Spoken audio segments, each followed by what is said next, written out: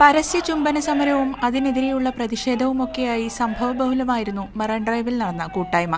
സമരക്കാരും പ്രതിഷേധക്കാരും കാണികളും ഉൾപ്പെടെ നിരവധി ആളുകൾ തടിച്ചുകൂടിയതാണ് പ്രശ്നങ്ങളുടെ തുടക്കം.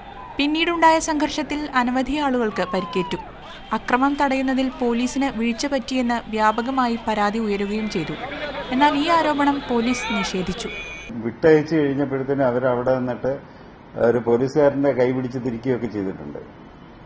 അപ്പോൾ അതിൽ അവരുടെ പേര് കേസെടുത്തിട്ടുണ്ട്. അല്ലാതെ പോലീസ് അവരെ ക്രൂരമായിട്ട് മർദ്ദിക്കുകയോ അല്ലെങ്കിൽ പോലീസ് അവർക്ക് മോശമായിട്ട് സംസാരിക്കുകയോ ചെയ്തിട്ടില്ല. സംഭവത്തിനിടെ ചുംബന കൂട്ടായ്മ സംഘാടകരെ പോലീസ് അറസ്റ്റ് ചെയ്തത് വൻ പ്രതിഷേധത്തിന് ഇടയാക്കി. ഇതിൽ പ്രതിഷേധിച്ച് പോലീസ് സ്റ്റേഷന് മുന്നിൽ പ്രകടനം നടത്തിയവരെ പോലീസ് മർദ്ദിച്ചു എന്ന ആക്ഷേപവും ഉയർന്നു. തലക്കിട്ടടിച്ചതിന് ശേഷം വീണതിന് ശേഷം വീണ്ടും കൈക്കിട്ടും ഒക്കെ മർദ്ദിക്കുകയാണ് ഉണ്ടായത്. തലക്കിട്ട് വീണതിന് ശേഷം പോലീസ് മർദ്ദിക്കുന്നുണ്ടായിരുന്നു. കൂട്ടായ്മയുടെ ഫേസ്ബുക്ക് പേജ് ഹാക്ക് ചെയ്തു എന്ന പരാതിയെക്കുറിച്ചും പോലീസ് അന്വേഷിച്ചേക്കും.